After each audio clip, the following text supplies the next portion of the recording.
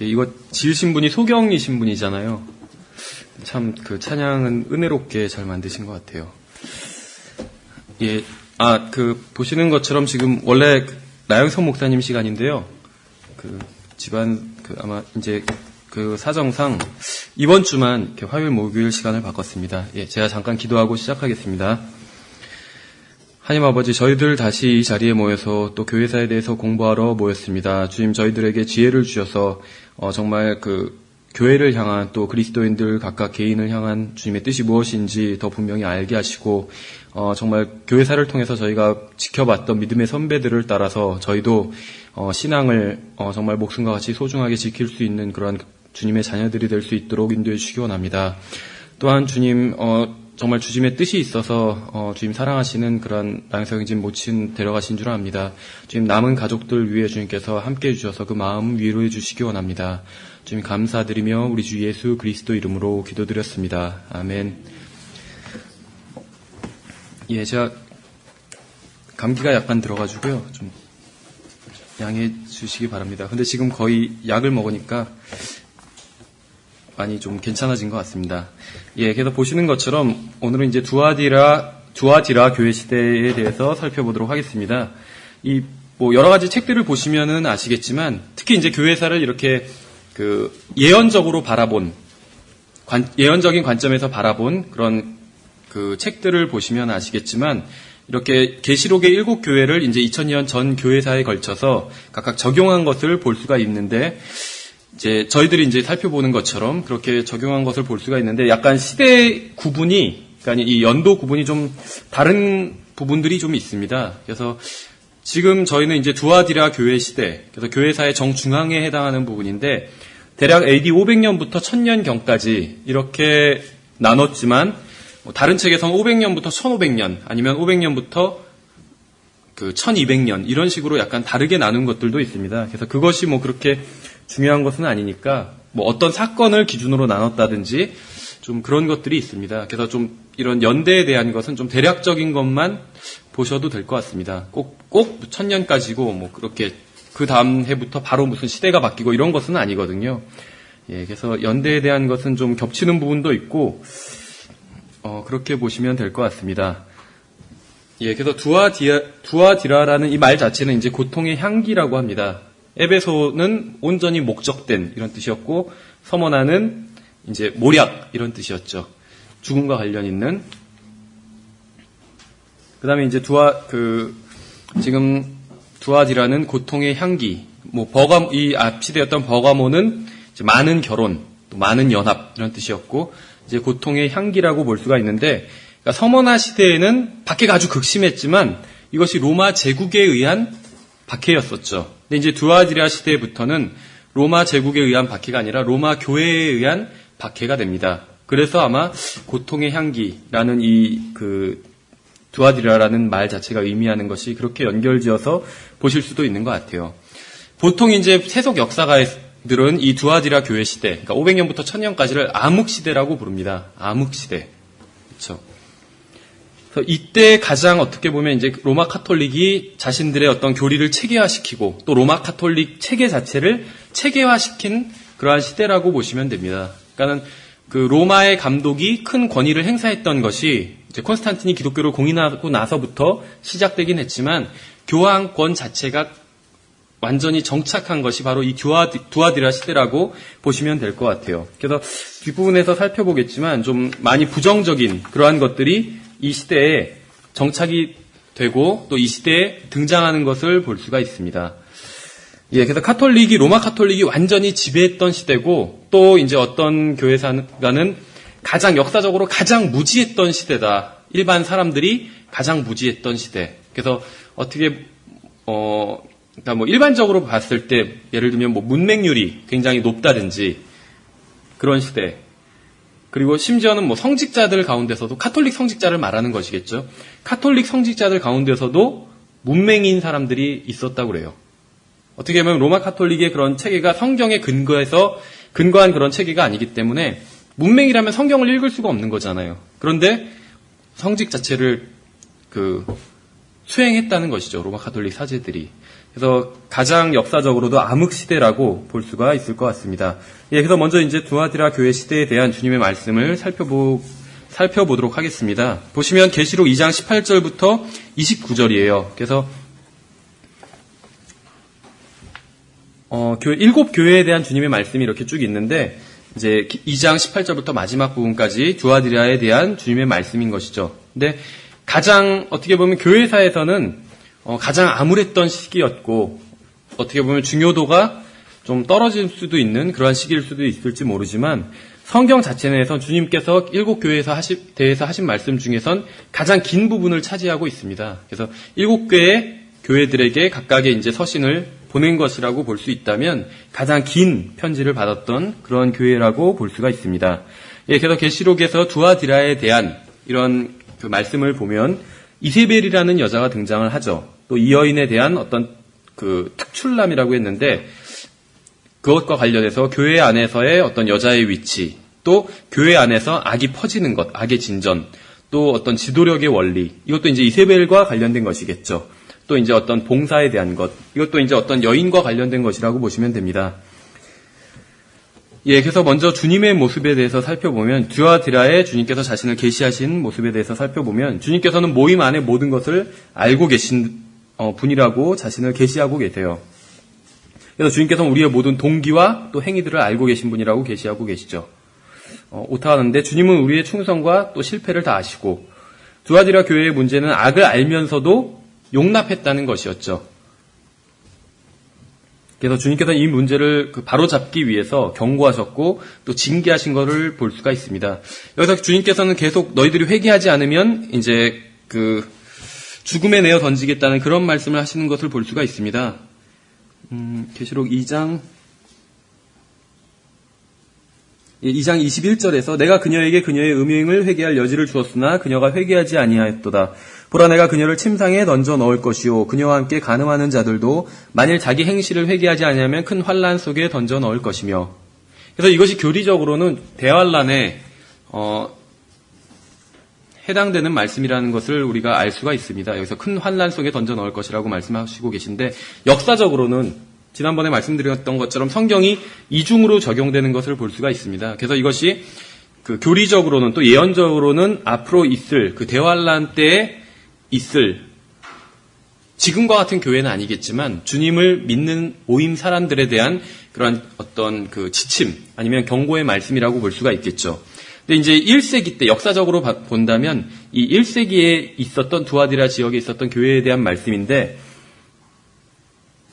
또 이것을 이제 영적으로 본다면 방금 우리가 본 것처럼 500년부터 1000년 사이에 있었던 교회에 대한 말씀이라고 볼 수가 있는데 이제 영적인 부분으로 적용을 해본다면 주님께서 큰 환란 가운데 이렇게 던지시고 또 간음한 이렇게 사망으로 그녀의 자녀들을 죽이리니 이렇게 23절에서 말씀하고 계시잖아요. 그래서 이것이 영적으로 그러니까 역사 교회사에 적용했을 때는 이 여기서 사망이란 것이 흑사병이라고 이렇게 바라보는 견해가 있습니다. 어느 정도는 적당한 것 같습니다. 흑사병이라고 바라보는 것이. 예, 이 당시에도 유대인들은 주님의 말씀에 레위기에 나온 그러한 정결례 행하는 것들을 다 따랐기 때문에 흑사병에 걸리지 않았었다고 그래요. 그래서 네로 황제가 로마를 불지르고 나서 유대인들이 그렇게 불지른 것이다 이렇게 덮어 씌웠던 것처럼 이 당시에서도 흑사병이 돌아서 유럽 인구의 3분의 1인가요? 3분의 1이 죽게 되잖아요. 그런데 유대인들은 죽지 않았다는 것이죠. 많이 살아남았었다는 것이죠. 그래서 유대인들이 또 뒤집어 쓰게 됩니다. 어떤 흑사병을 전염시킨 그러한 사람들로. 그래서 그걸 빌미로 또 유대인들을 박해하게 되는 것이죠. 예, 그래서 어쨌든지 간에 역사적으로도 그러한 징계를 받았었다는 것을 볼 수가 있어요. 그래서 항상 어려운 어떤 어떤 국가적인 그러한 일이 일어날 때가 있잖아요. 근데 이제 항상 그리스도인들이 조심해야 될 것이 마귀가 사용하는 것 중에 하나가 바로 센세이셔널리즘입니다. 우리나라 말로 정확히 어떻게 해야 될지 모르겠는데 어떤 큰 이슈가 터지게 하는 것. 사실은 사람들이 가장 관심을 가져야 되는 것이 구원받지 않은 사람들은 구원에 대한 것이잖아요. 내가 죽으면 어떻게 될 것인가. 인생에 대해서 생각해보고 이런 것들을 생각해봐야 되는데 마귀가 그런 것들을 사람들로 하여금 생각하지 못하도록 어떤 큰 이슈들을 만든다는 것이에요. 그래서 요즘에는 무슨 뭐 스포츠 같은 것들이 있죠. 월드컵 아니면 올림픽. 그럼 사람들 관심이 항상 거기에 많이 가 있잖아요. 물론 그리스도인들도 뭐 올림픽 경기를 시청하고 월드컵 경기 시청하고 이것이 잘못됐다는 것이 아닙니다. 충분히 그런 것들을 다 즐길 수 있어요. 그런 운동 경기를 시청하는 것이 죄라는 것이 아니라 마귀가 그런 거를 사용해서 사람들의 관심이 온통 거기에만 가 있게 만든다는 것이죠. 그래서 어떤 그런 센세이셔널리즘 이런 것들이 있어요. 그래서 꼭 그런 것이 운동 경기뿐만 아니라 국가적인 어떤 재난이 될 수도 있고 IMF라든지 어떤 큰 재난들이 될 수도 있는데 마귀가 그것을 사용하지만 그리스도인들 입장에서는 한번 생각해 봐야 될 것 같아요. 왜냐하면 그러한 일들이 어떤 큰 재난 같은 것들이 다 그런 것은 아니지만 많은 경우에 있어서 징계일 수 있다는 것이죠. 하나님께서 징계하시는 것.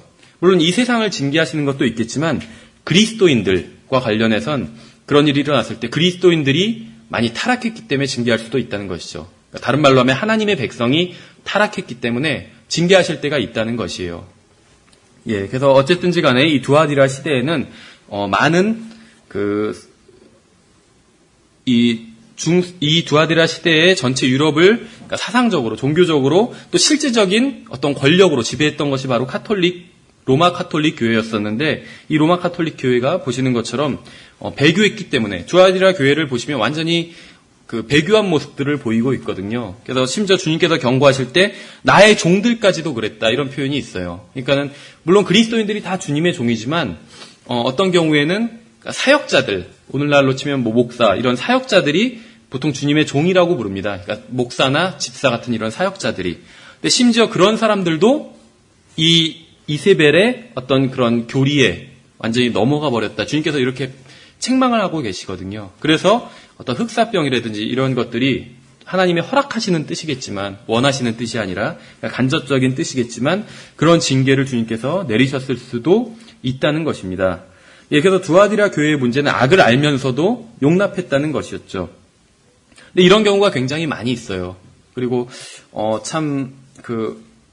아마 목회를 하다 보면 많이 이제 상담도 하고 그래야 될 텐데 어떤 성도의 상황이 굉장히 안 좋기 때문에 잘못을 범하는 경우들이 있는 것 같아요. 근데 그런 경우에 알면서도 이렇게 용납해 주는 경우가 있죠. 예, 그랬을 때 주님께서는 그것을 경고하시고 또 징계하신다는 것입니다. 그에 반해서 이제 두아디라 교회에 대해서도 주님께서 칭찬하신 부분이 있습니다. 19절에 보시면은 내가 내 행위와 사랑과 섬김과 믿음과 내 인내와 내 행위를 아노니 마지막 것이 처음 것보다 많도다. 이것은 정말 긍정적인 부분인 것 같아요. 마지막 것이, 그러니까 최근에 주님을 섬기던 것이 처음에 첫사랑보다 오히려 더 많다고 그랬잖아요. 처음 것보다. 근데 대부분은 그렇지 않거든요. 첫사랑이, 그러니까 그리스도인들 경우에 있어서 첫사랑이 굉장히 뜨거웠다가 점점 식어가게 되는 것이죠.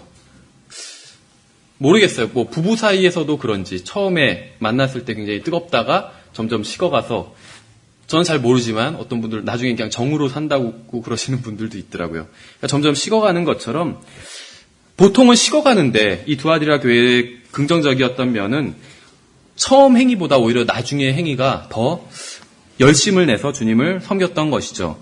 이런 것들은 굉장히 긍정적인 모습이었던 것 같아요.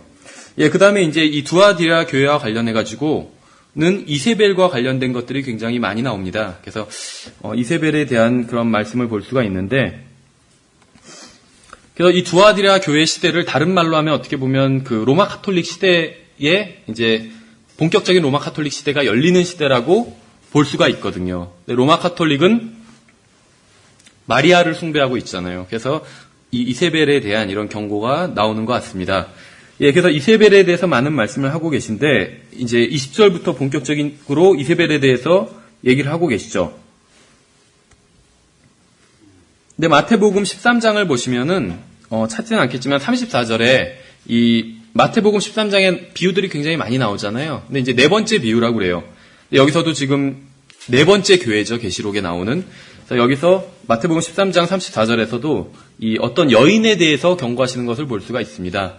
아마 이 두아디라 교회와도 관련이 있을 수 있을 것 같아요. 두아디라 교회도 이 자칭 여선지자라는 이세벨을 용납함으로 다른 그리스도인들까지 심지어 사역자들까지 다 타락하게 되잖아요. 마찬가지로 마태복음 13장에서도 여인이 그 가루 속에 누룩을 넣어가지고 가루 전체가 다 부풀어 오르게 되는 것이죠. 그래서 마태복음 13장의 그 비유와 관련이 있을 거라고 생각할 수 있을 것 같습니다. 예, 14절에 보시면 이제 버가모 교회에서 잘못된 교훈을 지키는 자들이 있다고 주님께서 말씀하셨는데 20절에 보시면은 이러한 잘못된 가르침을 지키는 사람들이 결국에는 그 버가모 교회, 이게 연속적이라고 말씀을 드렸죠. 물론 1세기경에는 이게 1세기 때 사실은 역사적으로 보면 다 동시에 존재했던 교회들이라고 볼 수가 있습니다. 그런데 이제 교회사적으로 봤을 땐 연속적이라고 볼 수가 있겠죠. 그래서 에베소 교회가 첫사랑을 잃어서 주님께서는 버가모 시대, 그 다음 시대에는 책망을 하신 것이고, 심한 박해였었죠, 그것이. 버가모가 아니라 서머나 시대, 그 다음에 이제 버가모 시대에는 그 박해를 견디다 결국에는 타협해버려서 타락한 교회가 돼버린 것이죠. 그래서 잘못된 교리가 교회 안으로 왕창 들어와 버린 것이에요. 에베소 교회는 그런 들어왔지만 사도시대 교회였기 때문에 잘못된 교리에 있어서는 받아들이지 않았었는데 그것이 잘못된 교리라고 분별할 수 있었는데 버가모 교회 시대 땐 그것을 왕창 다 받아들여버린 것이죠. 그래서 그 결과로 이제는 교회까지 깊이 그것이 잘못된 교리들이 침투해버린 것이라고 볼 수가 있습니다. 예, 그래서 죄가 우리 가운데 들어왔을 때 즉각적으로 그것을 다루지 않으면 서서히 이 죄를 정당화하게 된다는 것이죠. 그리고 나중에는 결국에는 타락하게 되는 것이죠. 그래서 죄의 단계를 따진다면 여러 가지 단계가 있겠지만 이 정도로 볼 수도 있을 것 같아요. 처음에 죄를 졌을 때 죄를 숨기잖아요. 그렇죠. 그 다음에는 죄를 정당화합니다. 어쩔 수 없었지 그때는 그런 식으로 정당화한다는 것이죠. 다른 이유를 들어서. 그 다음에 마지막엔 죄를 자랑하는 단계가 되는 것이에요. 그래서 로마서 1장에서도 자기만 그 죄를 짓는 것이 아니라 그러한 죄를 짓는 자들을 좋게 여기느니라 그렇게 말씀하고 있잖아요. 그래서 죄를 숨기다가 죄를 정당화하다가 나중엔 죄를 자랑하고 막 권장한다는 것이에요. 그렇게 하라고. 그렇게 된다면 완전히 타락한 상태라고 볼 수가 있는 것이죠. 예, 그래서 여기서 이제 이세벨이라는 여자가 나오는데, 그 20장부터. 근데 이 이세벨이 실제로 이 시대에 있었던 사람인지, 여선지자가, 아니면은 그냥 이 이세벨이라고 부르는 것인지, 분명히 이 여선지자가 있었던 건 사실이에요. 근데 이제 이름이, 이세벨이 이세벨이었는지 아니면 다른 이름이었는지 그것은 정확히는 알 수 없을 것 같습니다. 근데 아마 그 분위기상으로 봤을 때는 그냥 이세벨, 그러니까 아합 왕의 그 부인, 1500년, 이 계시록 당시에로부터 1500년 전에 있었던 아합 왕의 부인이었던 그 이세벨, 그 여자를 본따서 이세벨이라고 부른 것 같아요. 실제적으로, 어떻게 보면 좀 관용적으로 이렇게 많이 쓰거든요, 이런 표현을. 예를 들면, 그 자매는, 안 좋은 그 표현이지만, 그 자매는 그 교회에서 완전히 이세벨 노릇하고 있잖아. 이렇게 얘기하시는 그 얘기를 들은 적이 있어요. 어느 교회에서 자매가 좌지우지하고 있는 거예요. 목사가 따로 있는데도. 그리고 그 교단은 아니지만 어느 정도의 교단처럼 갖춰진 교회였거든요. 그래서 그 교회는 작은 하나의 지교회였어요. 어떤 그 대도시에 있는 그 본산격인 그 교회의 지교회였는데 어떤 자매가 그 대도시 그 본산격인 그 모교회죠. 모교회와 굉장히 깊은 그 관계가 있는 자매가 왔었거든요. 그러니까 그 목사가 그 자매의 눈치를 보는 거예요. 그래서 그 자매한테 조언을 구하고 계속 또 아니면은 자기가 좀만 그러니까는 자매가 말하는 것에 반대로 행동을 하거나 교회에서 하면은 즉시 그 보고가 모교회에 들어가니까 그러면 자기가 문책을 당하는 거예요. 그 모교회 목사한테. 그러니까 그 지교회 목사가 막 눈치를 보고 어쩔 줄을 몰라 하더라고요. 그 자매의 눈치를 보고. 그런 경우도 있고 아니면 완전히 독립교회이긴 한데 독립교회인데 어떤 자매가 굉장히 좀 영적인 것을 추구하는 자매가 있었습니다. 그러니까 어떻게 보면 교회사에서도 그 과거 교회사를 쭉 돌아보면 영적으로 그 뛰어났던 자매들이 분명히 있기는 있었어요. 그 부분에 대해서 좀 나중에 얘기를 해야겠지만 분명히 그런 자매들이 있었는데 그럼에도 불구하고 하나님께서 원래 계획은 여자의 머리가 남자인 것이거든요. 지역교회에서도 마찬가지인데 그래서 실제로 제가 아는 어떤 교회도 자매가 굉장히 영적으로 뛰어난 자매였어요. 그래서 과거에 있었던 그 신학원에서도 우리는 이제 신학원이 좀 이렇게 시간이 많이 압축된 형태였는데, 거기서는 이제 우리보다 더 시간도 많았고, 과목도 많았거든요. 그래서 이제 형제들이 반드시 수강해야 되는 과목 중에 하나가 설교학이 있었습니다. 설교학. 그래서 설교학이 6학기 내내 있었는데, 첫 학기인가 둘째 학기까지는 계속 이론을 배워요. 설교학에 대한. 어떻게 설교를 해야 되고, 어떻게 준비해야 되고, 아니면 또 목사의 자세, 심지어는 어떤 옷을 입고 위에 올라가야 되는지 이런 것까지 자세히 배웁니다. 그리고 이제 나머지 4학기 때 이제 설교 실습을 했습니다. 돌아가면서. 1시간 동안 보통 이제 한 학기 동안 다 순서를 정해가지고 15분짜리 설교를 준비해 온다든지 해서 설교를 했었는데, 어떤 한 형제는 자매도 신학원에 다녔었어요. 근데 이제 자매들은 공식적으로 말씀 증거하지를 않으니까 설교학 시간에는 그냥 수업을 듣기만 했습니다. 설교를 준비해 오진 않고. 어떤 한 형제는 자매가 너무 뛰어난 거예요, 영적으로. 그래서 형제의 설교를 다 준비해 준다든지 그런 일을 했다고 하더라고요. 근데 나중에 다른 교회에서도 자매가 또 교회 목사 설교를 다 써줬다고 하더라고요. 근데 그런 일들이 그건 이제 제가 아는 교회인데, 대형 교회에서도 또 많이 일어난다고 하더라고요, 그런 일이. 물론 대형 교회에서는 자매가 써준다기보다는 이제 어떤 비서들이 설교를 써준다든지. 왜냐하면 몇만 명이 모이는 대형 교회 같은 경우에 목사님이 설교를 굉장히 많이 하거든요. 어떤 분은 20번 이상을 한다고 하더라고요, 일주일에. 그래서 주일 예배도 하나가 아니잖아요. 여러 개가 있고, 몇 부로 여러 개가 있고, 또 수요 기도, 또 금요 철학, 또 새벽 기도, 이런 것들 다 나눠서 하기도 하지만, 어떤 분은 자기가 다 하시는 분들도 있거든요. 근데 사실 물리적으로 일주일에 20개가 아니라 설교가 2개만 돼도 준비하는데 사실 굉장히 벅차거든요. 근데 그렇게 많은 설교를 준비하기 위해선 누군가가 써준 설교를 하는 것이겠죠. 그래서 비서들이 써주는 경우도 많고 그렇다고 하더라고요. 어쨌든 간에 사실은 설교를 통해서 목사는 성도들을 가르치는 것이잖아요. 또 어떤 경우에 있어서는 책망하는 것이고. 근데 그것을 목사가 아닌, 주님께 부름받은 형제가 아닌 다른 사람이 좌지우지한다면 그것은 정말 잘못된 것이겠죠. 그래서 이 두아디라 교회는 제가 여러 가지 예를 말씀드렸지만, 이 여자가 교회를 좌지우지하는 한 여자가 그런 교회였습니다. 그래서 주님께서는 그것이 굉장히 잘못된 일이라고 책망하고 계신 것이죠. 그래서 이세벨이라는 여자가 진짜 이름이 그랬는지는 모르지만 어쨌든지 간에 한 여자가 좌지우지한 것이라고 그렇게 볼 수가 있어요.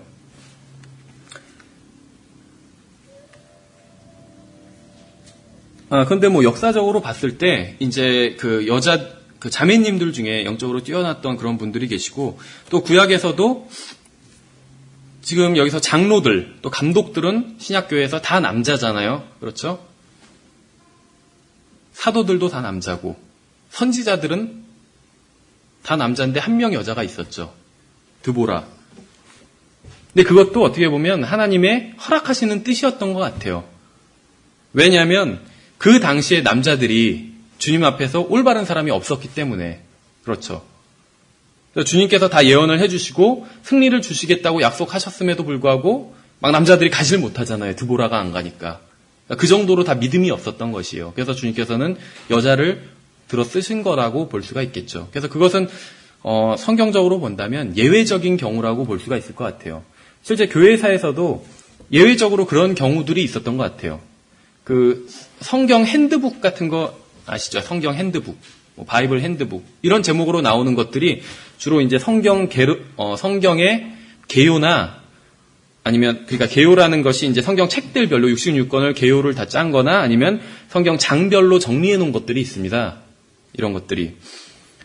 만약에 이제 목회를 하시거나 전임 사역을 하신다면 사실 가장 필요한 자료가 이런 창세기부터 계시록까지 다 강의해 놓은 것들, 그런 전집이 있다면 그런 것들이 필요하거든요. 근데 이제 기독교 서점 가면 그런 자료들이 많이 있긴 하지만 킹제임스 성경으로 또 정확한 어떤 성경적인 관점으로 성경을 다 그렇게 강의해 놓은 것은 그렇게 많지는 않거든요. 그래서 계시록부터 창세기까지 다 강의해 놓은 자료들, 좋은 주석서들 이런 게 굉장히 많이 도움이 되는데 그런 주석이 없다면 이런 핸드북 같은 것도 많이 도움이 됩니다. 유명한 핸드북이 우리나라에서도 구할 수 있는 게 미어즈 핸드북이라든지 아니면 뭐 할례 핸드북이라든지 아니면 엉거 핸드북이라든지 이런 것이 있습니다. 근데 엉거 핸드북은 그 메릴 엉거라는 분이 만든 핸드북인데 성경을 전체를 다 요약해 놓은 것이에요. 그래서 굉장히 그 성경 전체를 공부할 땐 유익한데 구약 성경에 있어서 권위자로 통합니다. 메릴 엉거라는 분이. 그래서 그러니까 일반 개신교에서 권위자로 통하는 분이고 우리가 봐서도 유익한 점이 많이 있어요. 그다음에 그 할례 핸드북이라는 것이 있는데 이분은 원래 뭐 신학자나 이런 분은 아닙니다. 그런데 굉장히 좀 그 특출난 성경 교사였어요. 할례라는 분은 그러니까 우리나라 번역된 책도 있어요. 할례의 성경 핸드북. 이분은 성경을 거의 암송을 하셨었대요.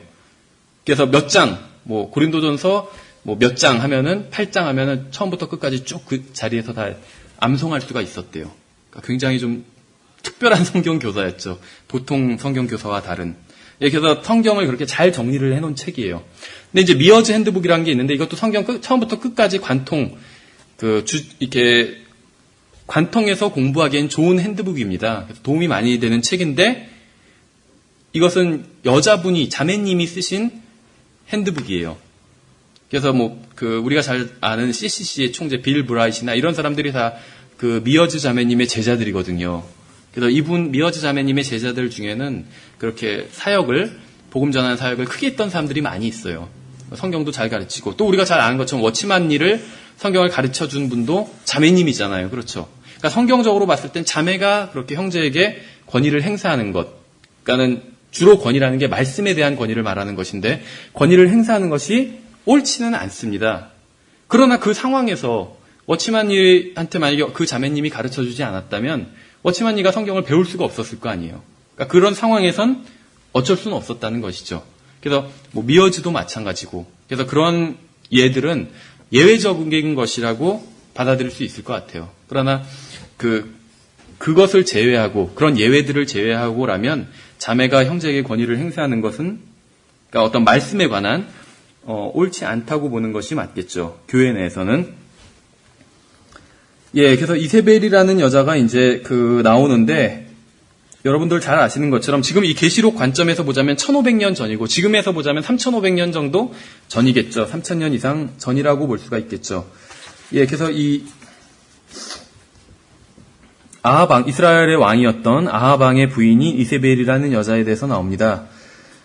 예, 이 여자는 이제 스스로 자기가 하나님, 선지자라고 그렇게 주장을 했고, 여기서 물론 아하방의 분이었던 이세벨은 여왕이었죠. 선지자는 아니었죠. 하지만 계시록에서 나온 두아디라 교회에 있었던 이 여자, 이세벨이라는 여자는 스스로 선지자라고 주장을 했고, 또 하나님의 질서에 반역해서 사람들로 하여금 행음하게 하고 또 간음하게 했다고 성경에선 지금 말씀하고 있는 것이죠. 그래서 하나님께서 회개할 기회를 주셨는데도 불구하고 회개하지 않으셔서 결국 하나님께서 징계하시게 되는 것이죠. 그래서 성경에서는 모임 안에서 여성이 공식적으로 가르칠 수 없다고 분명히 하고 있습니다. 그래서 그런데 이 이세벨은 이제 자기가 하나님으로부터 새로운 계시를 받았기 때문에 자기가 알려주기 위해서 자기가 그렇게 가르쳐야 된다 이런 주장을 했었고, 그래서 사도 바울의 어떤 주장을 뒤엎어버린 것이죠. 이단들에서도 이런 경우들이 많이 있는 것 같아요. 안식교에서 가장 안식교의 어떤 초대 어떻게 보면 교주라고 하면 싫어하겠지만 그 사람들은 초대 교주 중에 엘렌 G. 화이트라는 여자가 있거든요. 근데 이 여자가 안식교를 창시한 여자는 아니에요. 근데 이 여자가 안식교 내에서는 굉장히 특별한 지위에 있습니다. 물론 오래전에 죽은 사람입니다. 미국 사람인데 지금도 안식교에서는 물론 성경을 보지만 엘렌 G. 화이트라는 이 여자가 쓴 책들을 많이 봅니다. 그래서 이 여자가 쓴 책들, 초기 문집, 살아남는 이들, 이 여자가 쓴 책들이 굉장히 많이 있거든요. 그래서 거의 정말 성경과 맞먹는 그런 권위를 가지고, 안식교 내에서는 가지고 있다고 볼 수가 있어요. 그래서 이단들을 보면 이렇게 자기들은 이제 선지자라고 부르겠죠. 여선지자, 여교주들이 좀 적지 않게 있는 것을 볼 수가 있습니다. 예, 그 다음에 이제 이 페이지 4번째를 보시면 구약 성경에 게시된 바알 신앙 내력 이렇게 해놨습니다. 그래서 교회사에 두 교회가 크게 봤을 때 있다면 하나는 바른 교회고 하나는 잘못된 교회겠죠. 그래서 이 지금 네 번째 구약성경에 계시는 바알 신앙의 내력에서는 잘못된 교회의 근원을 이제 성경적으로 추적해 놓은 것이라고 보시면 됩니다. 예, 그래서 두아디라 교회의 여인은 이세벨처럼 아방의 부인이었던 이세벨처럼 잘못된 것들을 가르쳤는데 구약 성경에 나타난 그 이세벨의 교리를 이제 구약 성경을 통해서 우리가 예표를 통해서 확인해 볼 수가 있습니다. 그래서 첫 번째 먼저 창세기 49장이라고 했는데 사실 이제 그 전후로 만약에 더 올라간다면 창세기 10장부터 볼 수가 있습니다. 물론 이제 그 전에는 카인부터 시작했다고 볼 수도 있겠죠. 카인. 그리고 그 전에는 창세기 1장 1절부터 1장 2절 사이에 있었던 어떤 일, 그런 관점으로 본다면 사탄부터 시작을 했겠죠. 마귀부터. 그래서 창세기 1장에서 마귀, 그 다음에 카인, 그 다음에는 창세기 10장에서 이제 nimrod까지 전수돼서 오고, 그것이 이제 창세기 49장에선 단지파로 전수된다고 볼 수가 있습니다. 먼저 창세기 10장을 보시면 성경 자체에서는 이제 nimrod에 대해서는 비교적 간단히 언급하고 지나갑니다. 근데 이제 이것에 대한 것이 잘 아시는 것처럼 두 바벨론이라는 책에서 아주 자세히 기록해 놓고 있는 것이죠. 창세기 10장 6절부터 보시면 함에 대한 언급이 나와요. 그래서 함의 아들들은 구스와 미스라임과 붓과 가나안이요, 구스의 아들들은 시바와 하윌라와 삽다와 라하마와 삽드가요, 라하마의 아들들은 세바와 드단이며 구스가 니므롯을 낳았더니, nimrod 얘기가 처음으로 나오죠. 그가 땅에서 강력한 자가 되기 시작하였더라. 그가 주 앞에서 강한 사냥꾼이었으므로 사람들이 이르기를 아무개는 주 앞에서 강한 사냥꾼이 nimrod 같다 하였더라. 그의 왕국의 시작은 왕이었다는 것을 알 수가 있죠. 어떤 시날 땅에 있는 바벨과 에렉과 악갓과 갈네이며, 그래서 창세기 10장 6절부터 10절을 보시면 함이 나오죠. 그리고 그 자손으로 니므롯이 나오고, 그리고 그의 왕국의 범위 안에는 바벨이 들어가는 것을 볼 수가 있어요. 그래서 nimrod과 바벨이 굉장히 밀접한 관련을 가지고 있다는 것을 알 수가 있습니다. 성경 자체 내에서는 안 나오지만 역사를 추적해보면 이 바벨탑을 만드는 데 주도적인 역할을 했던 것이 바로 이 nimrod이라는 것을 알 수가 있어요. 그래서 지난번에도 여러 번 말씀드렸던 것처럼 이 nimrod의 아내가 세미라미스였고, nimrod과 세미라미스 사이에서 태어난 것이 바로 그 나중에 사람들이 태양신으로 숭배한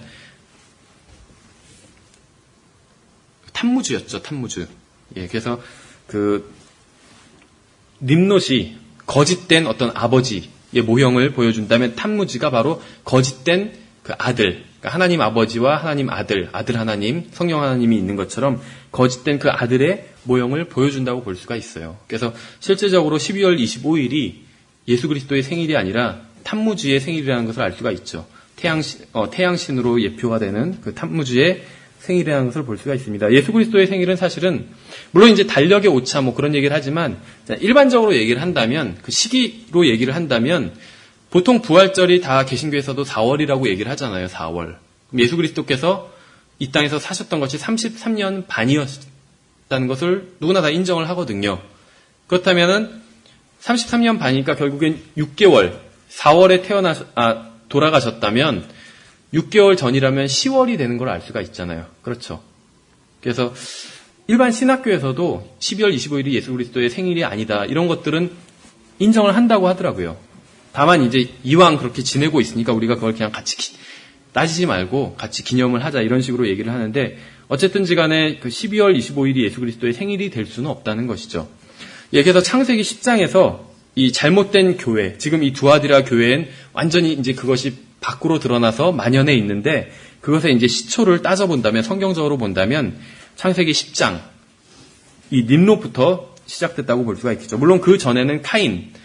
근데 이제 카인이 어떤 조직적으로 이것을 조직했다, 이렇게 보기는 좀 어려울 수도 있겠죠. 그래서 nimrod이 조직을 했다고 보는 게 맞는 것 같아요. 실제적으로 처음 조직한 사람은, 이 잘못된 종교 체계를 처음 조직한 사람은, 예, 창세기 49장부터는 이제 조금씩 더 구체화되는 것을 볼 수가 있어요. 창세기 49장을 한번 보시면 49장 17절에 단지파에 대한 하나님의 말씀이 나옵니다. 어떻게 보면 예언이라고 볼 수가 있는데, 단은 길가의 뱀이요, 이렇게 말씀하고 있어요. 그래서 단을 뱀이라고 말씀하고 있습니다.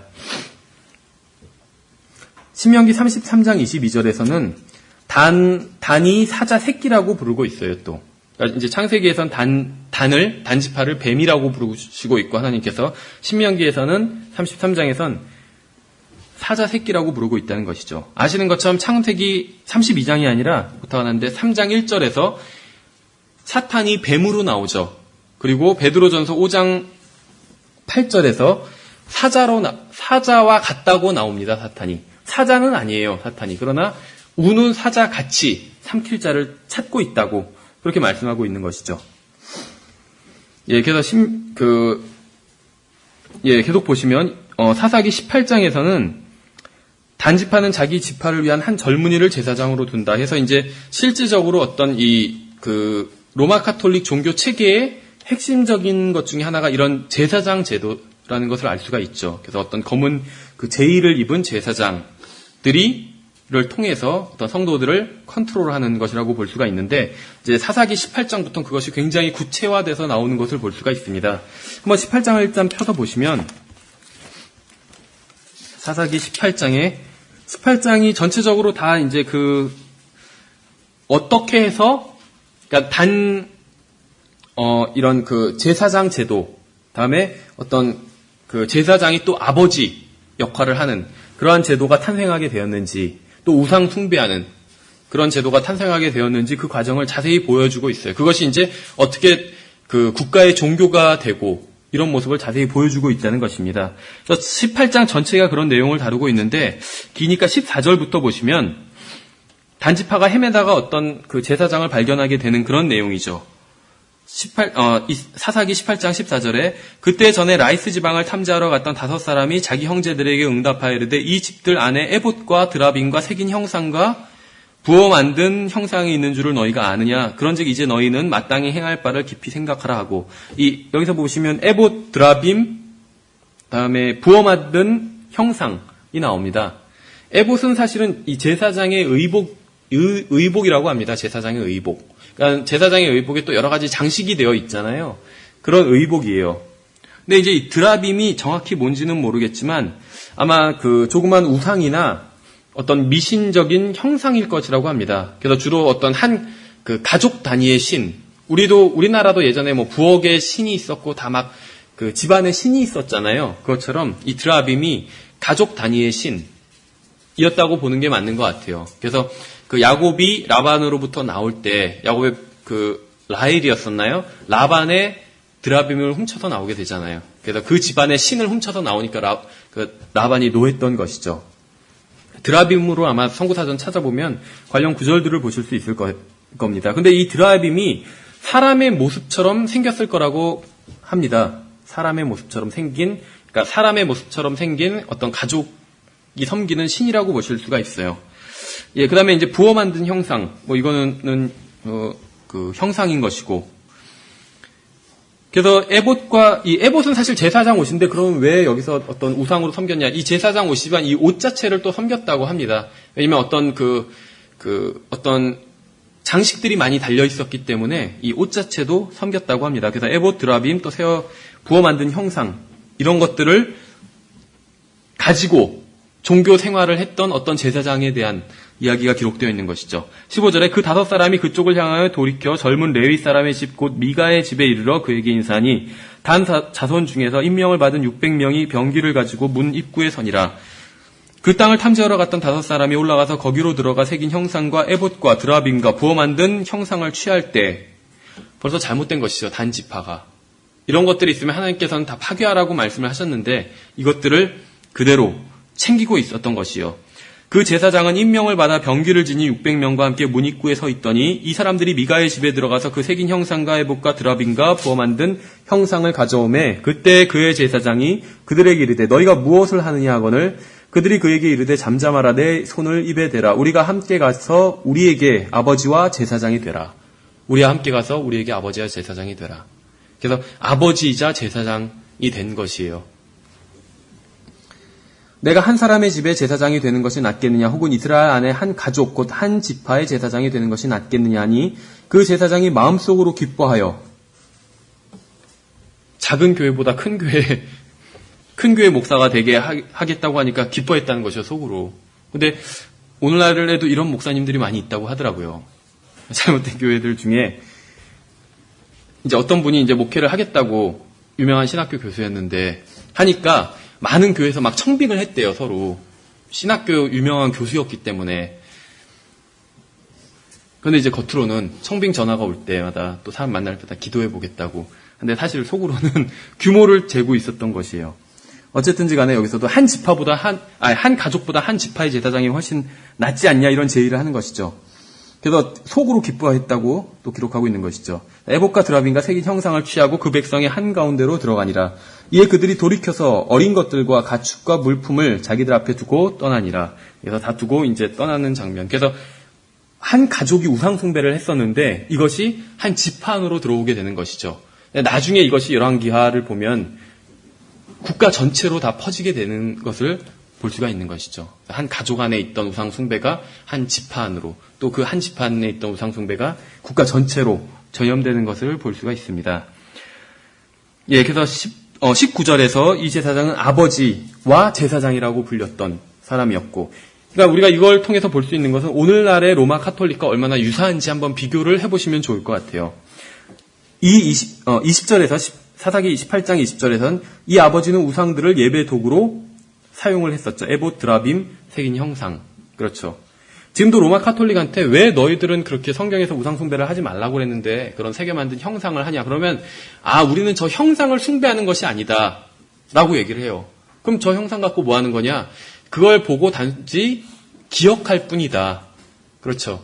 예수님이 눈에 보이지 않잖아요. 그러니까 예수님을 섬기기가 어렵다는 거예요. 그랬을 때 예수님은 아니지만 성상이나 성화를 보면 예수님이 가까이 계신 것처럼 그런 마음이 들 수 있다는 것이죠. 그래서 예수님을 섬기는데 도움이 되기 때문에 저것들을 사용한다. 성상이나 성화나 성부들이나 이런 것들을 사용한다.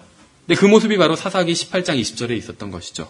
그렇게 정당화한다는 것이에요. 오늘날 한번 그 로마 카톨릭 믿는 분이 있다면 물어보시면 그런 식으로 대답을 할 겁니다. 다 자기들은 그 형상 자체, 그 돌, 그 석고, 그 자체, 그림 자체, 종이 자체 그걸 섬기는 것이 아니라 그걸 보고 주님을 생각하고 그래서 더 주님께 가까이 나아갈 수 있기 때문에 예배 도구로, 보조적인 도구로 그렇게 사용할 뿐이다. 그걸 믿는 건 아니다. 이런 식으로 얘기한다는 것이죠. 그러나 하나님께서는 그런 행위 자체를 하지 말라고 경고해 두고 계신, 성경에서는 경고하고 계신 것이죠. 그 세대적 진리를 한번 읽어보신 적이 있으시잖아요. 보시면 거기서 그 에스겔에서 나오는 그룹들에 대한 그 부분에서 그 세대적 진리를 쓴 클라레스 라킨 목사님이 그룹들을 그린 것이 있습니다. 근데 그림이 어딘가 모르게 약간 이상해요. 그림이. 그래서 그 에스겔서 성경을 쭉 읽어보면 그 그림이 정확히 떠오르진 않아요. 그러니까 라킨 형제님의 그림이 뭔가가 좀 부족하다 그런 생각이 들거든요. 그런데 그것 외에도 하여튼 그 그룹이나 스랍들에 대한 그런 표현들을 보고 또 그것들을 만든 것이나 그린 것을 보면 약간은 이상한 정확히 이것이 옮겨지지 않았다 이런 생각이 들 때가 많다는 것이에요. 근데 어떻게 보면 핑계일지 모르겠지만 제가 생각할 때는 하나님께서 어떤 면에 있어서는 100% 다 설명해 놓고 계신 것이 아니지 않나. 그룹이나 스랍들에 대해서. 왜냐하면 그것을 100% 완전히 다 설명을 해놓으면 사람이 어떻게 할까요? 그걸 만들어서 섬긴다는 것이에요. 사람들은. 그래서 하나님께서 아예 그것을 100% 다 설명해 놓지는 않으신 것이 아닌가. 그래서 그리는 사람들이 아무리 잘 그려도 뭔가 애매하게 확실히 그리지는 못한다는 것이죠. 예. 그래서 계속 보시면은 7번에 사사기 18장 30절 31절에서 이 단지파는 거의 1000년 동안 완전히 배교하게 되고 시돈에 관해서는 의심의 여지가 없다고 얘기하고 있는데 이 시돈에 대한 거 창세기 10장 19절을 보시면 창세기 10장 19절에서 이 시돈이 가나안 족속의 경계는 시돈에서부터 내가 그랄에 이를 때까지 가자까지이며 또 내가 갈 때 소돔과 고모라와 아드마와 스보임까지 곧 라사까지였더라. 뭔가 좀 분위기가 안 좋다는 것을 알 수가 있죠. 함께 언급되는 도시들이. 그래서 이 시돈이 바로 가나안에 속한 곳이라는 것을 충분히 볼 수가 있습니다. 그러니까 가나안 지파들이 살던 곳이라는 것을 알 수가 있다는 것이죠. 살던 거주민들을 봤을 때. 그래서 이 지역을 오타가 났는데 장악해서 한 신앙이 바로 그 바알 숭배라는 것을 볼 수가 있습니다. 그래서 열왕기상 16장 29절부터 33절에 보시면 아합이 왕위를 계승하고 시돈 왕의 딸 이세벨과 결혼해서 이 바알과 이 페니키아의 신을 섬기게 됩니다. 그래서 여기서부터 이제 이세벨이 등장해서 완전히 좌지우지하게 되는 것이죠. 그러니까 열왕기상 16장을 가지고 한 그 유명한 설교가 있어요. 로버트 린가 이런 분이 한 설교였던 것 같은데 영어로는 Payday Someday라는 제목의 설교거든요. Payday Someday. 이것이 영미권에서는 굉장히 유명하다고 합니다. 왜냐하면 이 설교를 가지고 영화까지 만들었다고 그래요, 나중에. 그러니까 기독교 영화겠죠. 우리나라에서도 무슨 뭐 소설 갖고 영화나 드라마 많이 만들잖아요. 근데 설교를 가지고 영화까지 만들 정도면 굉장히 유명한 설교죠. 그래서 Payday Someday 이런 제목인데 우리나라 말로도 번역된 적이 있었는데 제목이 뭐 그 어느 날 가품의 날 이런 식으로 번역이 됐거든요. 그러니까 페이데이라는 것이 뭐 월급 주는 날 이런 것이요 말하자면. 근데 뭐 좋은 월급만 주는 것이 아니라 갚는 것을 말하는 거거든요. 돈을 빌렸다가 갚는 것. 그다음에 썸데이는 알 수 없는 어느 날. 그 설교에 당연히 이제 그 설교에 등장하는 게 아합 왕과 또 이세벨과 또 나봇이 등장하게 됩니다. 그래서 아합 왕은 정말 어떤 줏대 없는 남자의 전형으로 등장하고 이세벨은 굉장히 사악한 여인이죠. 바알을 숭배하는. 그 나봇은 하나님을 신실하게 섬겼던 사람이에요. 그래서 결국 나봇이 왕이 나봇의 포도원을 사자고 제의를 하잖아요. 열왕기상을 보면. 그러면서 더 좋은 것을 주겠다고 그러고 값을 충분히 치르겠다고 하는데도 불구하고 나봇이 그것을 팔지 않죠. 왜냐하면 땅이 하나님께 속한 것이기 때문에 팔지를 않아요. 땅을 지켜요.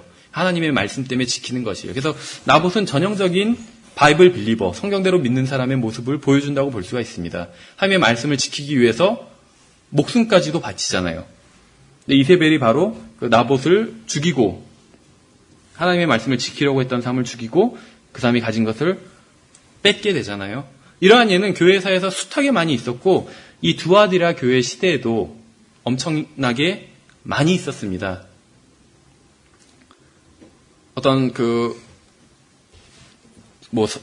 어떤 사람이 설교를 한다든지 이 시대에는 로마 카톨릭이 장악했기 때문에 공식적인 설교는 허가를 받고 했어야 됐어요. 그러나 설교를 한다든지 복음을 전한다는 것은 로마 카톨릭의 교리에 반하는 것이기 때문에 금지돼 있었거든요. 근데 그런 일을 하는 사람들은 재산을 빼앗고 나봇이 당했던 것처럼 이세벨이 했던 것처럼 재산을 빼앗고 그 사람을 죽였다는 것이죠. 두아디라 교회 시대에 많은 그리스도인들이 재산을 빼앗기고 죽임을 당한 예들이 폭스의 순교사 노트로 보면 엄청나게 많이 있습니다. 근데 폭스의 순교사의 노트에 나오는 것이 물론 이제 전 교회사에 걸쳐서 다 나와 있어요. 근데 주로 이 두아디라 교회 시대에 많이 집중돼 있다는 것을 볼 수가 있습니다. 바로 그 이스라엘의 그런 그 왕비였던 사악한 왕비였던 이세벨이 했던 것과 똑같은 일을 했다는 것이죠. 두아디라 교회 시대에도. 예, 그래서 이제 이세벨과 또 바알 숭배자들의 이야기가 나오는데 9번째 보시면 열왕기상 18장 26절에 보시면 바알 숭배자들이 오전 10시부터 뭐 정오까지 계속 바알을 부르며 바알을 숭배하는 것. 태양이 가장 높게 떴을 때를 말하는 것이죠. 그다음에 열왕기상 18장 24절부터 25절에서는 이제 그 사람들이 태양불을 숭배했다는 것을 볼 수가 있고 열왕기상 18장 28절에선 아버지라고 불린 이 검은 제2의 제사장은 몸을 절단하고 그러니까 몸에 상처를 내고 그들의 죄값을 지불하기 위해서 고해성사를 했다는 것을 볼 수가 있다. 이렇게 하는데 열왕기상 18장에 보시면 진짜 이 사람들이 자기네들의 기도가 연락되게 하기 위해서 막 몸에 그 칼로 상처를 내잖아요. 근데 필리핀에서 부활절 축제하는 걸 보면 이런 일들이 아직 그대로 행해지고 있거든요. 우리나라 같은 경우에도 그 부활절 때 어떤 큰 교회들이 축제라고 하면 뭐하지만 하여튼 기념하기 위해서 어떤 퍼포먼스를 행하잖아요. 그럼 대부분 뭐 십자가를 이렇게 지고 간다든지 하는데 필리핀에서는 그 정도가 아니라 진짜로 못을 박거든요. 사람 어떤 이제 뭐 지원자인지 어떻게 뽑는지는 모르겠지만 그 사람을 나무 십자가에 못을 박아요. 우리나라에서 했다면 그냥 묻고 말았겠죠. 못을 박지는 않았겠죠. 근데 실제로 못을 박습니다. 그 손에. 그러니까 그걸 하는 사람은 굉장히 고통스럽겠죠. 근데 그 사람도 또 그걸 통해서 그런 일들을 통해서 자기가 하나님께 더 가까이 나아간다고 생각을 하니까 그것을 하겠죠. 그래서 굉장히 이 필리핀이 왜 그런 것들을 하냐면 굉장히 그 로마 카톨릭이 강한 지역이거든요. 필리핀이. 정확한지는 모르겠지만 어느 책에서 예전에 봤을 때 필리핀 국민의 80, 90% 이상이 부두교를 믿는다. 필리핀의 어떤 토속 종교인가 봐요. 그렇게 얘기를 하더라고요. 근데 필리핀 국민의 70% 이상이 카톨릭 교인이다. 이렇게 얘기를 하더라고요. 그러니까 80%가 부두교인인데 70%는 카톨릭 교인이라는 거예요. 국민의. 그럼 겹친다는 것이죠. 상당히 많은 사람들이. 결국에는 부두교라는 것 자체도 다 뿌리를 보면 이 바알 신앙이라고 볼 수가 있겠죠. 그래서 이 계시록 나중에 18장입니까? 나오는 음녀의 딸들이 많이 있는데, 그러니까 보통은 이제 로마 카톨릭이나, 개신교나 또 많은 성경대로 믿는 사람들이 계시록 18장에 나오는 음녀를 로마 카톨릭이라고 해석을 했거든요. 그런데 이러한 해석이 건전한 것이기는 하지만 성경적이진 않을 수도 있는 것 같더라고요. 그러면 왜 그러냐면 계시록 18장에 나오는 음녀는 다분히 종교적이기도 하지만 다분히 정치적이거든요. 근데 로마 카톨릭은 정치적이기도 하지만 또 다분히 종교적이잖아요. 약간은 좀 성격이 다를 수도 있다는 것이죠. 그래서 계시록 18장에 나오는 음녀는 바로 바벨론 종교라고 볼 수가 있고, 로마 카톨릭은 그 바벨론 종교의 음녀의 딸들 중에 하나라고 볼 수가 있겠죠. 큰 딸이겠지만 가장. 근데 이제 그 딸들 중에는 부두교가 들어갈 수도 있겠죠. 그래서 어떻게 보면 그 일맥상통하기 때문에 그렇게 부두교이면서 동시에 카톨릭 교인도 될 수 있었던 것 같아요. 어쨌든지 간에 이러한 일들이 단순히 이때만 행해졌던 것이 아니라 지금도 그대로 로마 카톨릭 지역에서는 행해지고 있다는 것입니다. 그러니까 아시아에 있는 국가들이나 아니면 남미의 국가들 중에서는 이런 일들이 행해진다는 것이죠. 이 열왕기상에 나왔던 이런 일들이. 열왕기 하 10장 22절에는 이 검은 제이의 아버지라 불리는 바알 제사장들은 단지파이며 아합과 이세벨을 위해 페니키아의 바알을 숭배하는 제이의 긴 옷을 입고 다니는 이런 모습들이 나오죠. 그다음에 예레미야 10장 1절부터 5절에선 태양신인 바알을 숭배하는 이들이 나무꾼이 숲에서 잘 나온 이 호랑가시 나무들로 예배당을 장식한다. 한번 보시면 이게 무슨 말이냐면 예레미야 10장을 보시면 이 바알 숭배자들이 자기들의 어떤 종교 행위를 하는 모습을 묘사하고 있습니다. 한번 잘 보세요. 예레미야 10장에 보시면 1절부터 5절까지 오 이스라엘 집이여 너희는 주께서 너희에게 하시는 말씀을 들을지어다. 주가 이같이 말하노라. 이교도들의 길을 배우지 말며 하늘의 표적들에 놀라지 말라. 이교도들은 그것들에 놀라느니라. 그 백성들의 관습은 헛되니 사람이 숲에서 나무를 베어내고 장인의 두 손이 도끼로 그것을 만들며 그들이 금과 은으로 그것을 꾸미고 못과 망치로 고정하여 움직이지 못하게 하는도다. 그것들은 종려나무같이 똑바로 서 있으나 말도 못하고 또 걷지도 못하므로 반드시 메고 다녀야 하느니라. 그것들은 화를 주지도 못하며 그것들 안에 선을 행하는 것이 없나니 그러므로 그것들을 두려워하지 말라. 그래서 어떤 우상을 만드는 거 나무로 깎아서. 근데 단순히 이제 나무로 깎아서 우상만 만드는 것이 아니라 그것을 만들어 놓고 작은 숲을 만드는 것을 볼 수가 있거든요. 작은 숲을. 주변에 성당이 있으시면 제가 이제 몇 년 전에 살던 집은 그 주변에 성당이 있었어요. 그래서 지나가다가 이렇게 성당 내부가 보였는데 그 성당의 정원이 보였는데 우상이 있고 마리아 어떤 경우에 성모 마리아상 소위 거기서 말하는 성모 마리아상 아니면 그 예수 그리스도의 상 그게 있죠. 그리고 주변에 작은 숲을 조성해 놓은 것을 보실 수가 있어요. 그래서 바알 숭배자들이 하던 것과 똑같은 짓을 하고 있다는 것이죠. 그래서 여기에 대한 묘사가 지금 창세기, 사사기, 열왕기상, 예레미야, 여기서 쭉 묘사하고 있는 것이 사실은 우상 숭배를 하는 모습을 성경에서 하나님께서 지금 계시해주고 계신 것이거든요. 드러내서 보여주고 계신데 이것이 바로 로마 카톨릭이 지금도 다 하고 있는 일들이라는 것이죠. 예레미야 44장에서는 이 하늘의 여왕에 대한 묘사가 나옵니다. 몇 페이지 더 넘겨서 한번 보시면 예레미야 44장 17절부터 보시면 예레미야 44장 17절에 무엇이든지 우리 비에서 나가는 것을 반드시 이행하여 우리가 행하던 대로 곧 우리와 우리 조상들과 우리 왕들과 우리 통치자들이 유다의 도시들과 예루살렘의 거리들에서 행하던 대로 하늘의 여왕에게 분향하고 그 여왕에게 음료 헌물을 부으리라.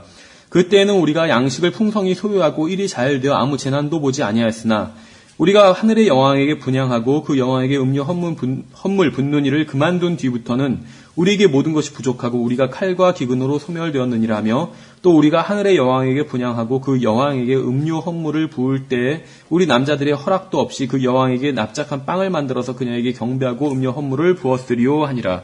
25절에서 만군의 주 곧 이스라엘의 하나님께서 이같이 말씀하시느니라. 이르시되 너희와 너희 아내들이 너희 입으로 말하고 너희 손으로 이루며 말하기를 우리가 서원한 우리의 서원을 반드시 이행하여 하늘의 여왕에게 분향하고 그 여왕에게 음료 헌물을 부으리라 하였은즉 너희가 반드시 너희 서원을 성취하고 반드시 너희 서원을 이행하리라.